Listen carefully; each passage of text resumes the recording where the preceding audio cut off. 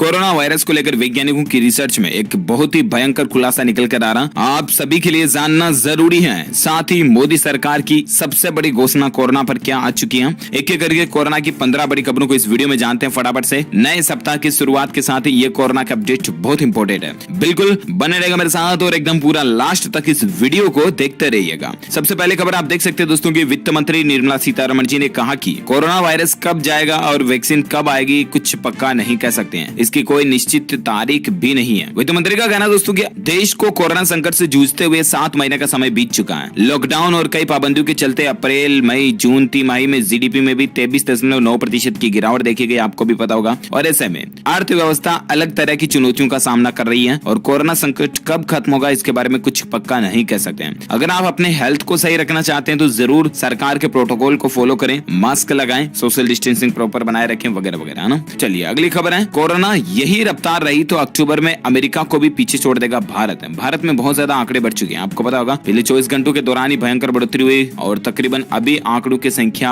60 लाख के भी पार पहुंच चुकी है। एग्जैक्ट आंकड़ा अभी क्या चल रहा है मैं आपको थोड़ा आगे बताऊंगा, लेकिन एक सर्वे के मुताबिक दोस्तों अगर यही रेशियो बना रहा तो सितंबर महीने के बाद अक्टूबर महीने में अमेरिका को भी पीछे छोड़ देगा भारत, यानी कि दुनिया का नंबर 1 देश हो जाएगा जो कि कोरोना के सबसे ज्यादा संक्रमित केस होंगे। लेकिन हम सबको मिलकर के इससे मुकाबला करना, लड़ना है, डरना नहीं, ठीक है ना। अगली खबर देखिए दोस्तों, अनलॉक 5 में कोरोना महामारी पर काबू पाने का कोई भी संकेत नहीं दिख रहा, फिर भी ये सभी छूट दे सकती है सरकार। जी हाँ, अभी अनलॉक 4 चल रहा है, अक्टूबर के महीने से अनलॉक 5 जो शुरू होगा, 30 सितंबर को अनलॉक 4 खत्म हो जाएगा और 1 अक्टूबर को अनलॉक 5 शुरू होगा। अब इसमें सरकार क्या क्या छूट दे सकती है, एक तो माइक्रो कंटेनमेंट जोन जो है उनमें मैनेजमेंट के कुछ नए तरीके शामिल किए जाएंगे। वहां पर सप्ताह में 1 या 2 दिन टोटल लॉकडाउन या कर्फ्यू लगाने की भी पीएम मोदी ने सलाह दी है। इसके अलावा आर्थिक गतिविधियों में तेजी लाई जाएगी। केंद्रीय गृह मंत्रालय अब तक रेस्टोरेंट, मॉल, सैलून और जिम खोलने के लिए गाइडलाइन जारी कर चुकी है। ऐसे में अनलॉक 5 के तहत अन्य आर्थिक गतिविधियां जो है उन्हें भी शुरू किया जा सकता है, जैसे कि पर्यटन के क्षेत्र हो गया, शिक्षा के क्षेत्र में भी कोई बड़ा बदलाव उठाया जा सकता है। हाल ही में आपको पता होगा देश में 21 सितंबर से कई राज्यों में स्कूलों ने 9वीं से 12वीं तक की कक्षाएं शुरू कर दी हैं। लेकिन अब सरकार देखते हैं कि आखिर हायर लेवल की और छोटे छोटे बच्चों के लिए स्कूल कॉलेजों को लेकर, कोचिंग इंस्टीट्यूट्स को लेकर और क्या अपडेट या फैसला आता है। जो कोई भी खबर आएगी मैं आपको बता दूंगा। फिलहाल अगली खबर देखिए आप कि कोरोना से बचाव की खातिर मास्क पहनने का सही तरीका क्या है, ये बताने के लिए लोगों को ये समझाने के लिए 3 इडियट्स का सहारा लिया है मुंबई पुलिस ने। ये कुछ तस्वीर आप देख पा रहे, ये देखिए 3 इडियट्स करके। पहले नो मास्क जो कि सबसे फर्स्ट नंबर पर इडियट है, दूसरे नंबर के इडियट वो है जो कि मास्क बिलो नोज, नाक के नीचे मास्क लगाते हैं, वो सेकंड इडियट है। और तीसरे नंबर के इडियट वो है जो मास्क को बिलो चिन यानी कि केवल दाढ़ी के नीचे, ठुड्डी के नीचे पहनते हैं मास्क को, जिसमें मुंह और नाक दोनों खुले रहते हैं। तो ये तीनों ही कैटेगरी के लोग 3 इडियट हैं, समझ रहे हो ना, मुंबई पुलिस का ये कहना। यानी कि आपको मास्क कैसे लगाना, प्रॉपर नाक और मुंह है दोनों आपका ढके हुए होना चाहिए, वरना आप भी 3 इडियट की गिनती में ही आओगे, क्योंकि कोरोना काल चल रहा है अभी, आपको पता होगा। बहुत से लोग ऐसे होते हैं दोस्तों जो कि नाक को ढकते नहीं है, नीचे नीचे मास्क पहन लेते हैं। बहुत से ऐसे जो नाक और मुंह दोनों को खुले छोड़ते हैं मास्क, बस पुलिस से बचने के लिए मास्क को दाढ़ी में लटका लेते हैं, जैसे पुलिस नजर आई मास्क को ऊपर खिसका लेते हैं। आप खुद अपनी जान के साथ खेल रहे हैं, ध्यान रखिएगा, आप आपकी हेल्थ के साथ रिस्क ले रहे हैं, इसलिए 3 इडियट्स ना बने और प्रॉपर तरीके से मास्क लगाएं, ठीक है ना। चलिए अगली खबर देखिए, 20 मिनट धूप और कोरोना वायरस से मुकाबला। वैज्ञानिकों की रिसर्च में एक चौंकाने वाला निष्कर्ष देखने को मिला। जी हाँ, कोरोना संक्रमण के दौर में सुबह 11 बजे से लेकर दोपहर 2 बजे के बीच में आपको ओनली 20 मिनट भारतीयों के लिए सबसे कारगर तरीका धूप में रहना है, ठीक है ना। इस प्रयोग से कोरोना संक्रमित लोगों में रोग प्रतिरोधक क्षमता में तेजी से बढ़ोतरी देखी गई है। जो लोग कोरोना की चपेट में नहीं आए हैं उनके लिए भी बचाव का यह एक बेहतर उपाय है, क्योंकि हाल ही में वैज्ञानिकों ने एक शोध किया, निष्कर्ष निकला। इस शोध में diabetes India, national diabetic obesity and cholesterol foundation तथा न्यूट्रिशन एक्सपर्ट ग्रुप इंडिया के अधीन देश के 60 विशेषज्ञों ने मिलकर काम किया, जिसमें मध्य प्रदेश से इंदौर निवासी डॉक्टर प्रीति शुक्ला भी अकेली विशेषज्ञ शामिल थी। दरअसल ये स्थापित तथ्य है दोस्तों की धूप विटामिन डी का अच्छा स्रोत है, लेकिन कोरोना काल में इसका व्यापक असर राष्ट्रीय स्तर पर हुए शोध में सामने आया। यानी कि आपको 20 मिनट तो कम से कम धूप में रोज रहना ही रहना है। ये आपको कोरोना से लड़ने में एक बेहद अद्भुत शक्ति देगा। और सबसे अच्छी बात तो देखिए ना दोस्तों की, ये प्राकृतिक स्रोत है, आपको कोई 1 रुपए भी इन्वेस्टमेंट खर्च नहीं करना, ओनली 20 मिनट आपका टाइम निकालना और फ्री ऑफ कॉस्ट आप धूप ले सकते हैं। सूर्य की धूप लीजिए, आप छत पे चले जाइए, कहीं पर भी चले जाइए, क्योंकि इससे जो आपको विटामिन मिलेंगे वो काफी आपको इम्यून पावर को बूस्ट करेंगे, ठीक है ना। चलिए अगली खबर देखिए, भारत में कोरोना वायरस के कुल संक्रमित लोगों की संख्या का आंकड़ा 7 लाख के पार पहुंच चुका है। 50 लाख से ज्यादा लोग ठीक भी हो चुके हैं। जी हाँ, भारत के ताजा आंकड़ों की अगर बात करें दोस्तों तो पिछले 24 घंटों के दौरान 82,000 के बढ़ोतरी देखी गई और उसके बाद कुल संक्रमित के 60,74,000 से भी ज्यादा हो चुके हैं, जिसमें से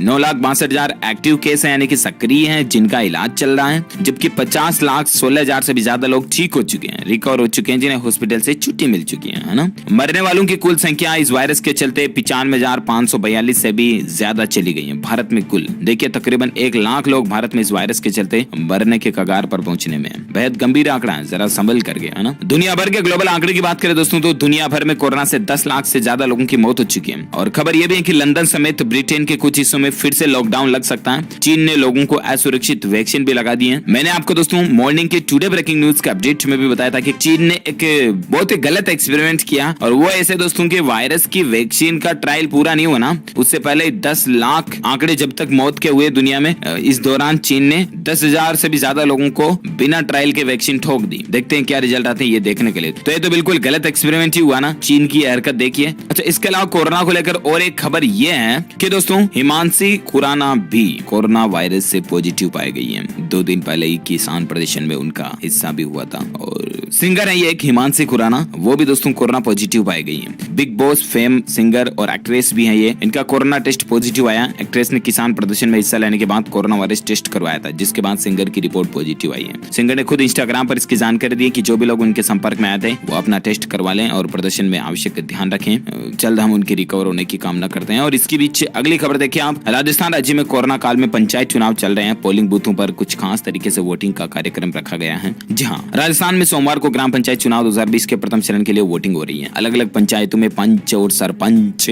वोट डालने जा रहे हैं। सुबह 7:30 बजे से मतदान शुरू होते ही मतदाताओं में भारी उत्साह भी देखने को मिला कि हो हम भी वोट दे के आए हो, ऐसे उत्साहित हैं लोग। और सुबह सुबह ही मतदाताओं की लंबी लाइनें मतदान केंद्रों पर लगी हुई नजर आई। इस दौरान मतदाता कोरोना वायरस को देखते हुए मुंह पर मास्क और सोशल डिस्टेंसिंग का पालन करते हुए मतदान केंद्रों पर पहुंचे और अपने मताधिकार मींस मत के अधिकार का उपयोग किया। ये तो अच्छी बात है, लेकिन अगर आप भी वोटिंग वगैरह देने जा रहे हो ना, तो मेरे कहने का मतलब सीधा सिंपल ये कि मास्क जरूर लगा के जाएं, वरना वोट आपका महंगा पड़ सकता है, ध्यान रखिएगा। चलिए अगली खबर दोस्तों, कुत्ते को लेकर एक खबर देखिए कि कुत्ते इंसानों को सूंघकर बता देंगे कौन है कोरोना संक्रमित। दी जा रही है खास ट्रेनिंग। जी हाँ दोस्तों, पूरी दुनिया अभी कोरोना वायरस से लड़ रही है और ऐसे में कुत्ता को तो आप आसानी से जानते होंगे ना, जिसे साधारण भाषा में इंग्लिश में डॉगी वगैरह कहते हैं। तो डॉग जो होता है ना दोस्तों, उस पर वैज्ञानिक एक रिसर्च कर रहा है। कोरोना का पता लगाने के लिए अब डॉगों को खास तरह की ट्रेनिंग दी जा रही है। कोई लक्षणों के आधार पर कह रहा है कि ये कोरोना हो सकता है, या कई हवा में कोरोना का पता लगा रहे हैं। ऐसे में फिनलैंड यूरोप का पहला देश है जिसने कोरोना का पता लगाने के लिए एक अलग और अनोखा रास्ता चुना। फिनलैंड में कुत्तों को कोरोना मरीजों का पता लगाने की ट्रेनिंग दी जा रही है। जी हाँ, फिनलैंड में स्निफर डॉग कोरोना मरीजों की पहचान कर रहे हैं और वहां की सरकार ने एयरपोर्ट पर 4 ऐसे स्निफर डॉग की तैनाती की है जो यात्रियों को सूंघकर संक्रमितों का पता लगा रहे हैं। ये कुत्ते 10 सेकंड में संक्रमण का पता लगा सकते हैं। इसकी पूरी प्रक्रिया में 1 मिनट से भी कम समय लगता है। फिनलैंड में इन स्निफर डॉग को ऐसी ट्रेनिंग दी गई है जिससे वे संक्रमण का सूंघकर पता लगा लेते हैं। अब इसका पायलट प्रोजेक्ट फिनलैंड के हेलेंसिकी वेंता एयरपोर्ट पर भी शुरू किया जा चुका है। वाकई में दोस्तों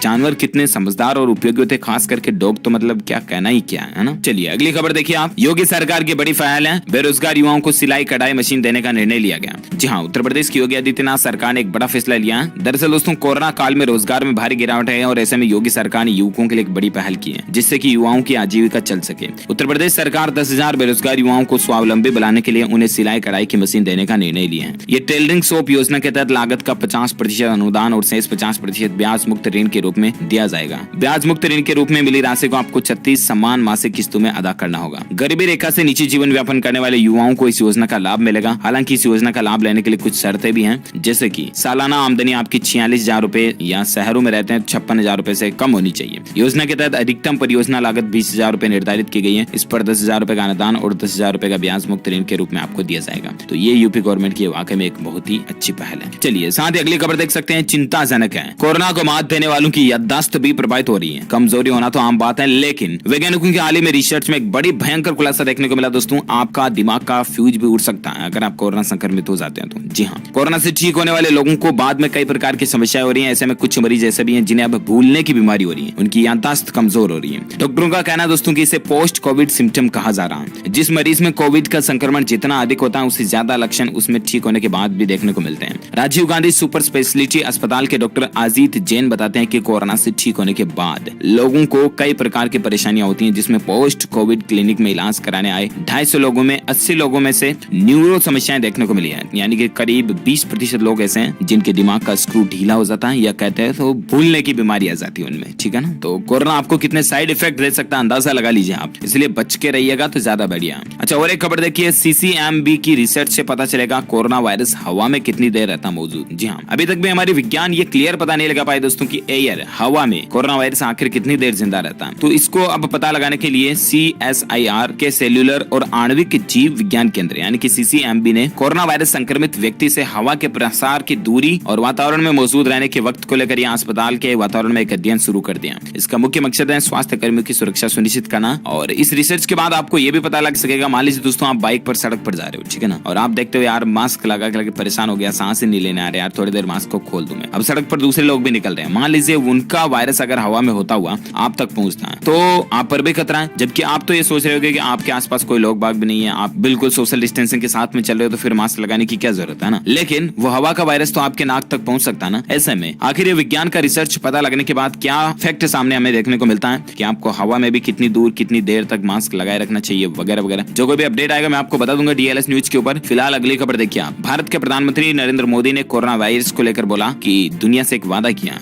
और उन वादे पर WHO ने भी PM मोदी का थैंक यू शुक्रिया अदा किया है। वादा क्या किया तो मैं आपको बताता हूँ। दरअसल विश्व स्वास्थ्य संगठन यानी कि WHO के प्रमुख टेड्रोस अधानोम ने प्रधानमंत्री नरेंद्र मोदी के कोरोना वैक्सीन को लेकर किए गए वादे की सराहना करते हुए उनका शुक्रिया अदा किया। जी हाँ, टेड्रोस ने यह भी कहा दोस्तों कि इस महामारी को केवल संसाधनों के जरिए ही हराया जा सकता है। अब आप ये सोच रहे होंगे दोस्तों कि आखिर PM मोदी ने वादा क्या किया है ना, मैं आपको बताता हूँ। दरअसल PM मोदी ने कहा था कि भारत की टीका उत्पादन और आपूर्ति की क्षमता का इस्तेमाल इस संकट से लड़ाई में पूरी मानवता की मदद के लिए किया जाएगा। उन्होंने कहा था कि विश्व के सबसे बड़े लोकतंत्र होने की प्रतिष्ठा और इसके अनुभव को हम विश्व हित के लिए उपयोग करेंगे। तो वाकई में प्रधानमंत्री जी की जन कल्याण सोच, उन्होंने कहा कि जन कल्याण से ही जग कल्याण का मार्ग है। भारत की आवाज हमेशा शांति, सुरक्षा और समृद्धि के लिए उड़ती रहेगी और भारत हमेशा दूसरे देशों की मदद भी करता रहेगा। इन्हीं सोच विचारों से, इन्हीं अच्छी सोच से WHO ने भी भारत की तारीफ की है। वाकई में भारत तो तारीफ के काबिल है, क्योंकि भारत में। चलिए साथ ही अगली खबर दोस्तों की, कोरोना से बचाने का सुरक्षा कवच देखिए। जर्मनी के वैज्ञानिकों ने लैब में बनाई कोरोना से लड़ने वाली सबसे असरदार एंटीबॉडी चूहे पर सफलता के बाद अब इंसानों को देने की तैयारी भी हो चुकी है। जी हाँ, German centre for neuro degenerative disease के वैज्ञानिकों ने कोरोना से उबर चुके लोगों के खून से 600 तरह की एंटीबॉडीज अलग की है। इसमें असरदार एंटीबॉडी को लैब में कृत्रिम रूप से तैयार किया गया और संक्रमण से पहले जिन चूहों को डाला गया है उन पर वायरस का असर नहीं दिख रहा। तो देखते हैं दोस्तों जर्मनी के वैज्ञानिकों की इस एंटीबॉडीज का भी आखिर कैसा एक्सपेरिमेंट देखने को मिलता है। चूहों पर तो अच्छी खासी असर करी, इंसानों पर कैसे असर करती है मैं आपको बता दूंगा। और एक खबर देखिए, चौंकाने वाला रिसर्च में दावा किया गया कोरोना का भाषा से क्या संबंध है। जो अमेरिकन अंग्रेजी नहीं बोलते उनमें कोरोना होने का खतरा 5 गुना ज्यादा है। जी हाँ, 31,000 कोरोना मरीजों पर ये रिसर्च की गई कि जो अमेरिकन अंग्रेजी भाषा नहीं बोलते उनमें कोरोना का खतरा ज्यादा है। अब आप ये सोच रहे होंगे जरा कि कोरोना क्या लोगों की भाषा देख देख के लगता है DLS भाई, तो ऐसा क्या, मैं आपको विज्ञान की रिसर्च पूरी बताता हूँ। जी हाँ, अमेरिकी वैज्ञानिकों ने कोरोना और लैंग्वेज यानी कि भाषा के बीच एक कनेक्शन ढूंढा है। इनकी रिसर्च कहती है दोस्तों कि अमेरिकन अंग्रेजी नहीं बोलने वाले लोगों को कोरोना होने का खतरा ज्यादा है, क्योंकि अमेरिका के ऐसे लोग जिनकी भाषा स्पेनिश या कंबोडियन है उनमें कोरोना का संक्रमण होने का खतरा 5 गुना ज्यादा है। ये दावा university of Washington school of medicine ने अपनी रिसर्च में किया है। रिसर्च के लिए 300 मोबाइल क्लिनिक और 3 हॉस्पिटल में आए कोरोना मरीजों की जांच के आंकड़े जुटाए गए। अब इसमें दोस्तों सवाल ये पैदा होता है कि आखिर भाषा से कोरोना क्या समझदार है क्या, वो भाषा को देख देख के लोगों को लगता है, ऐसा नहीं है। अब इसके पीछे मतलब फैक्ट ये दे सकते हैं अपन की, या तो जो लोग दोस्तों अमेरिकन इंग्लिश नहीं बोलते हैं उनको खतरा इसलिए ज्यादा है कि वो लोग या तो कहीं बाहर से आए हैं तो उनकी इम्यूनिटी कमजोर है, या तो उन लोगों का एक स्पेशल ग्रुप है जिनके शरीर में एंटीबॉडीज वगैरह की कुछ कमी है। इसे कुल मिलाकर के इसके पीछे बायोलॉजिकल फैक्ट है ना, ऐसा नहीं कि लैंग्वेज बेस्ड फैक्ट है, क्योंकि कोरोना कोई टेक्निकल स्पेसिफिकेशन देख के नहीं लगता। अच्छा, और एक खबर देखिए आप, स्पेन के शोधकर्ताओं की अलर्ट करने वाली रिसर्च भी है कि कोरोना मरीजों में जिंक की कमी से मौत का खतरा दुगुना तक बढ़ सकता है। इन 5 चीजों से आप जिंक की कमी को पूरा कर सकते हैं। आपको पता होगा हमारे शरीर में कई सारे आयंस भी जरूरी होते हैं, जैसे कि आयरन हो गया, जिंक हो गया, कई सारे मेटेलिक एलिमेंट्स भी हमारे शरीर में जरूरी होते हैं, राइट। और ऐसे में अगर आपके शरीर में जिंक की कमी है और आप कोरोना से संक्रमित हो जाते हैं तो मरने का चांस दोगुना बढ़ जाता है। और ऐसे में आपको कुछ ऐसे फूड्स खाने चाहिए जो कि जिंक की आपको प्रॉपर कमी को पूरा करते रहे।